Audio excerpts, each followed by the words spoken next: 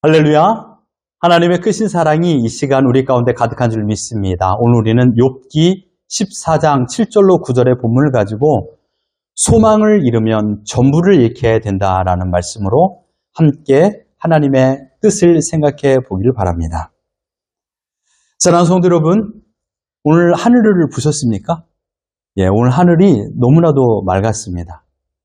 그런데 하늘은 맑지만 내 마음은 먹구름이 끼워져 있는 삶을 우리는 살아갈 때가 많이 있습니다.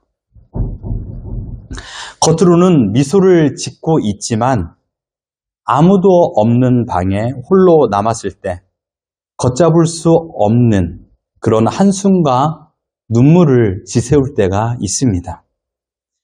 우리는 흔히 구약의 욥이라고 말하면 천상의 배경과 또한 거대한 고난의 플롯을 떠올릴 때가 많이 있습니다.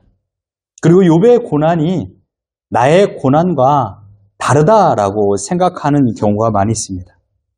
하지만 욥이 경험했던 그의 절망의 본질을 가만히 들여다보면 그것은 놀랍도록 오늘을 살아가는 저와 우리 모두의 동일한 고통이라는 사실입니다.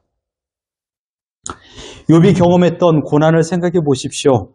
하루아침에 전 재산을 잃었습니다. 자녀를 잃었습니다. 또한 자신의 건강마저 무너져 내렸고 재 가운데 앉아 기와 조각을 가지고 자기 몸을 긁었던 아픔이었습니다. 그것은 단순히 물질적인 결핍이 아니었죠.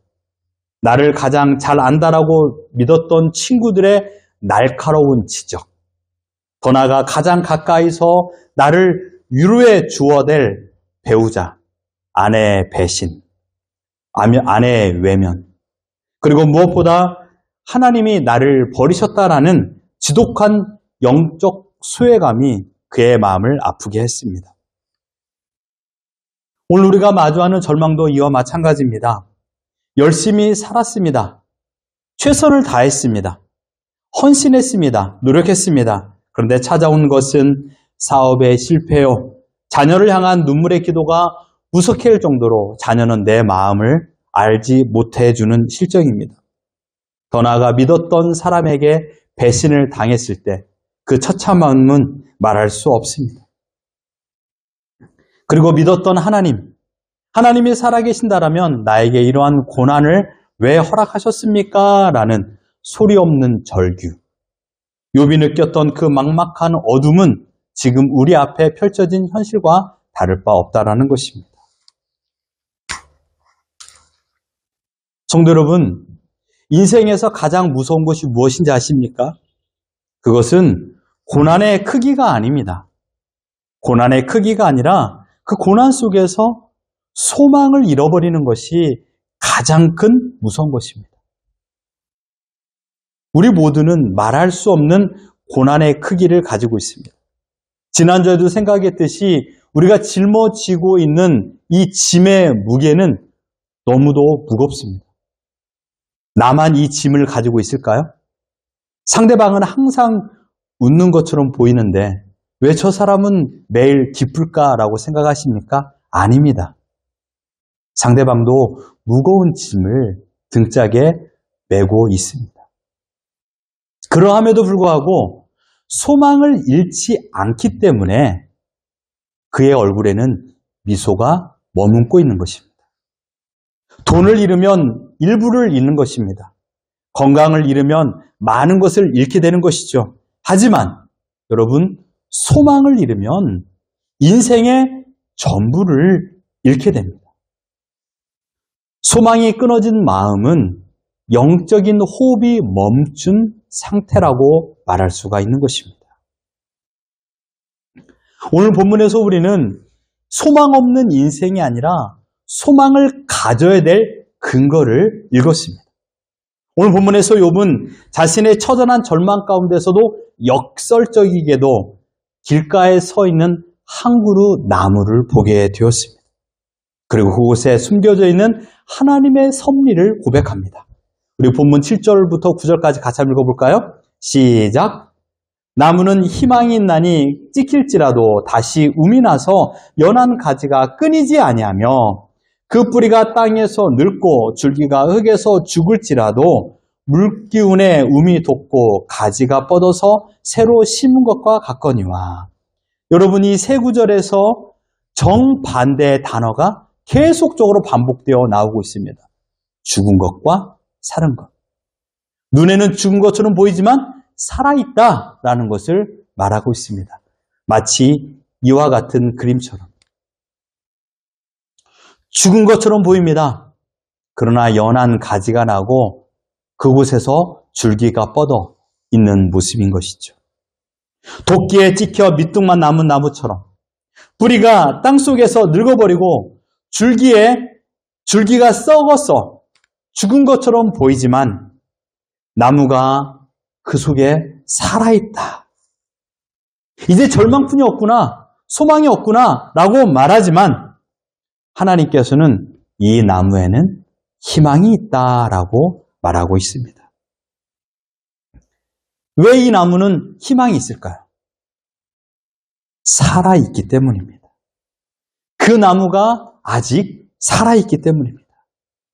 여러분, 오늘 본문에 보면 이 살아있는 그 이유가 무엇입니까? 물기운 때문입니다. 물기운. 이 물기운이 있으면요, 봄이 오면 연한 순을 틔웁니다. 가지가 잘려나가는 아픔이 있어도 시간이 지나면 그 자리에 다시 um이 돋고 꽃을 피우며 때에 맞는 열매를 거두게 되는 것이죠. 사랑하는 성도 여러분, 오늘 내 삶이 비록 꺾이고 잘려나가고 밑둥만 남은 것처럼 보이지만 내가 지금 하나님 안에 존재하고 있다라면, 오늘 우리가 불렀던 찬양처럼 주 안에 있기만 한다라면 우리는 결코 죽은 존재가 아니라는 사실입니다. 왜요? 우리 영혼이 살아있기 때문입니다.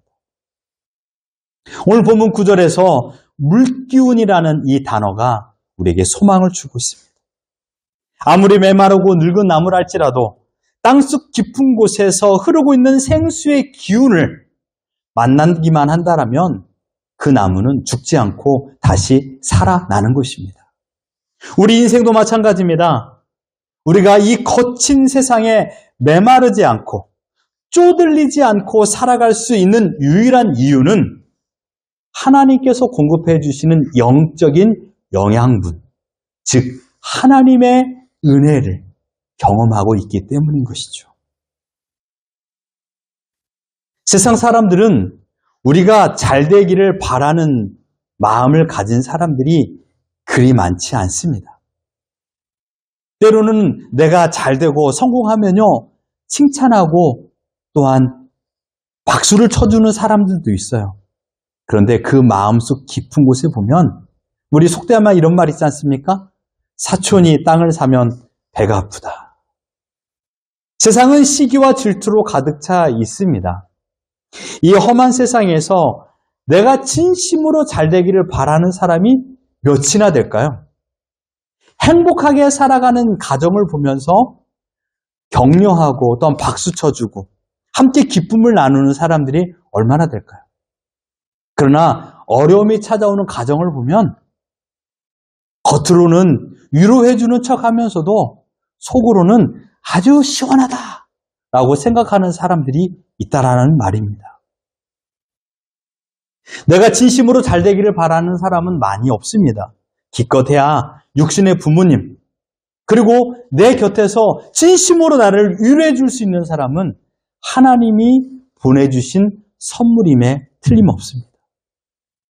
여러분은 여러분 곁에 하나님이 보내주신 선물이 얼마나 됩니까? 하지만 인간의 사랑은 유한합니다. 부모님의 사랑도 언젠가는 닿지 못하는 한계에 다다릅니다. 그러나 기억하십시오. 우리를 향한 하나님의 은혜는 결코 멈추지 않는다라는 사실입니다. 하나님은 지금 이 순간에도 저와 여러분이 누구보다도 잘 되기를 바라고 계십니다. 그래서 이 사실을 경험했던 히브리 기자는 이렇게 고백하고 있습니다. 히브리서 6장 14절을 같이 한번 믿음으로 읽겠습니다. 시작! 내가 반드시 너에게 복주고 복주며 너를 번성하게 하고 번성하게 하리라. 하나님의 마음입니다. 하나님께서 지금 우리를 향한 마음이에요. 너가 잘 되기를 원한다. 너가 풍성함을 누리기를 원한다. 왜요? 우리는 하나님의 자녀이기 때문에.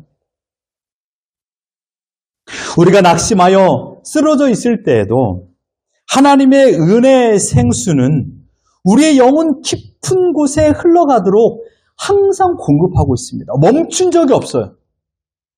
단지 내가 하나님의 은혜보다 세상이 주는 즐거움을 향하여 뿌리를 뻗을 때, 그때 잘못된 영양분을 흡수한다라는 사실입니다.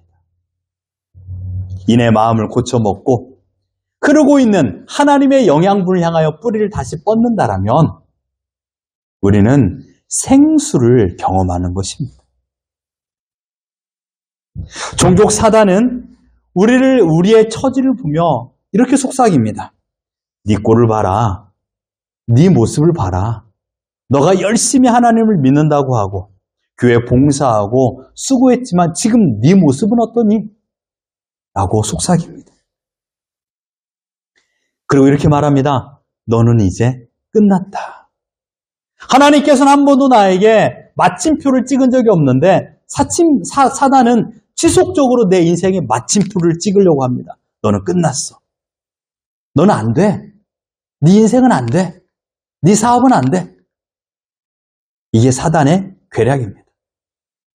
하나님은 항상 우리에게 쉼표를 찍습니다. 쉬어가라. 기다려라. 그러나 사단은 마침표를 찍습니다. 넌 안 돼.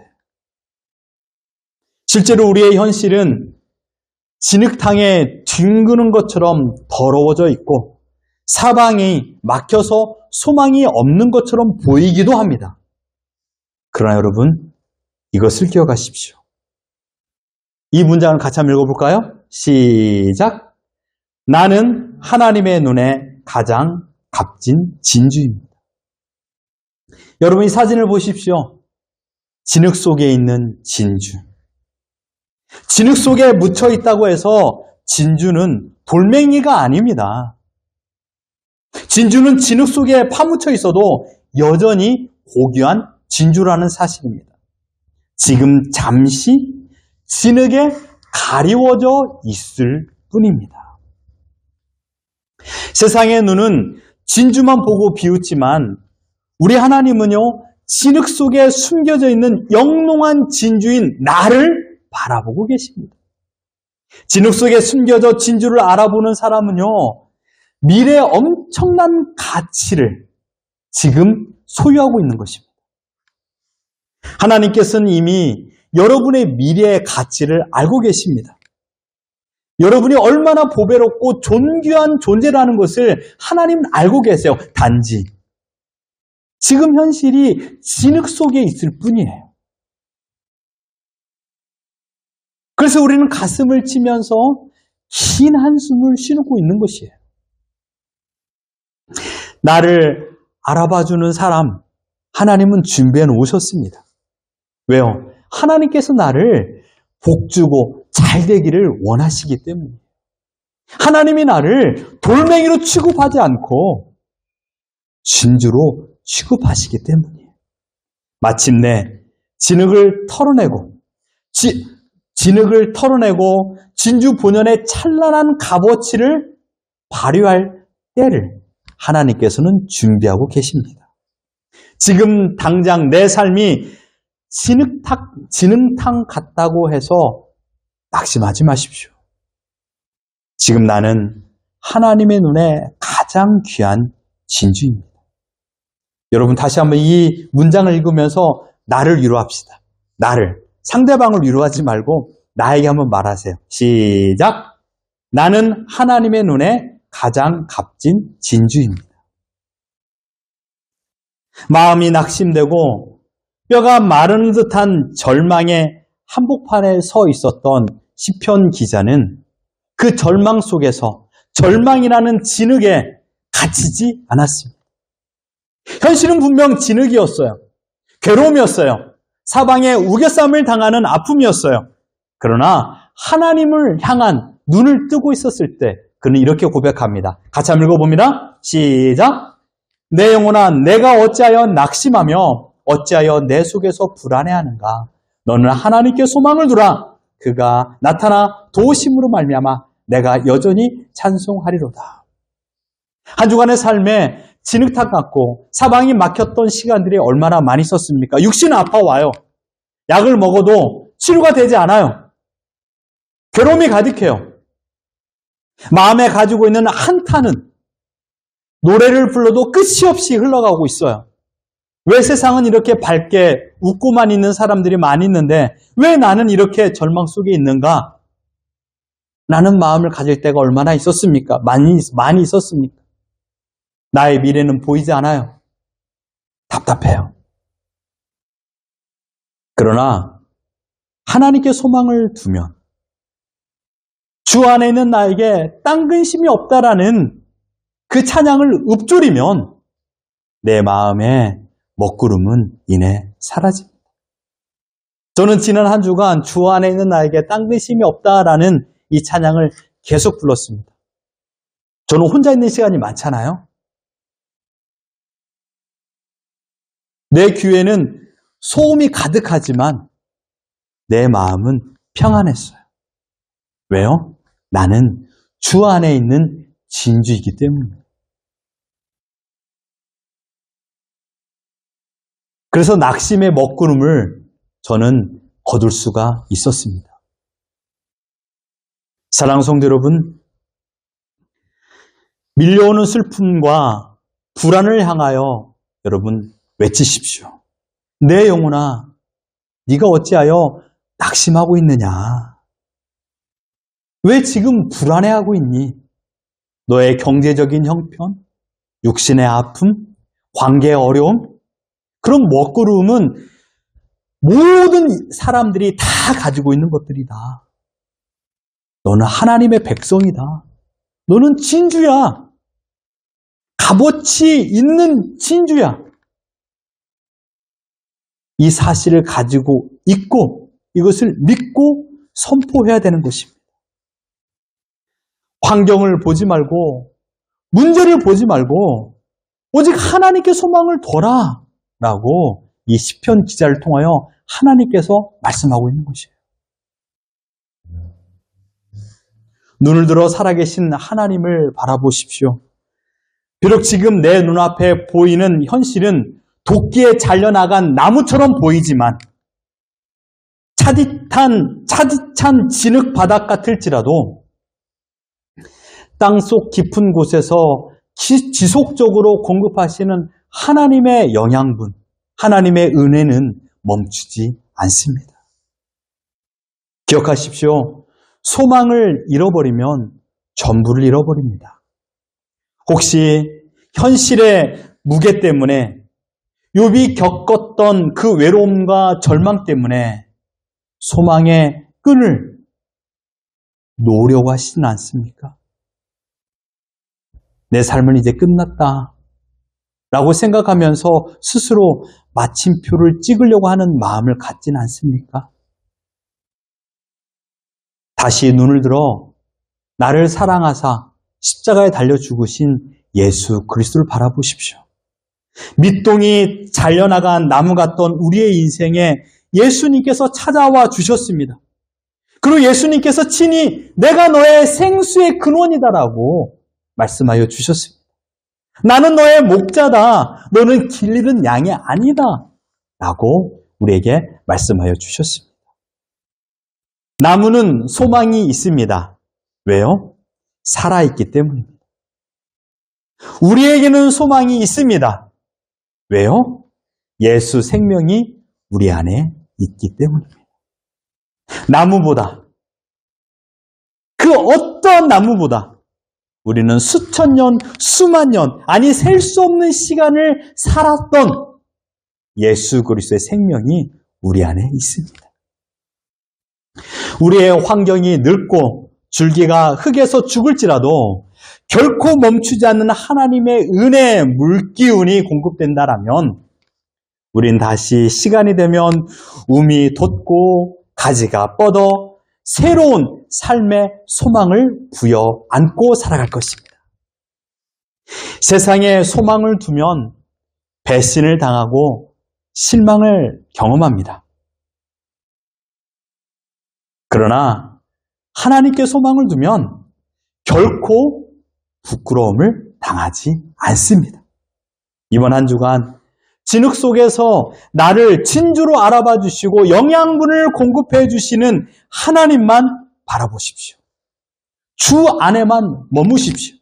그리하여 끊이지 않는 연한 가지처럼 날마다 푸르고 푸른 시드니 하늘처럼 푸르고 푸른 그런 기쁨을 누리시며 항상 주님의 은혜가 나를 채워주신다는 것을 믿고 내 영혼아 어찌하여 낙심하느냐라는 이 문장을 걷어차버리고 하나님께서 나에게 잘되는 또한 힘있는 삶을 살도록 공급해 주시는 영양분을 마음껏 누려 이번 한 주간 기쁨 가운데 살아가는 우리 모두가 되기를 예수 그리스도 이름으로 축원합니다.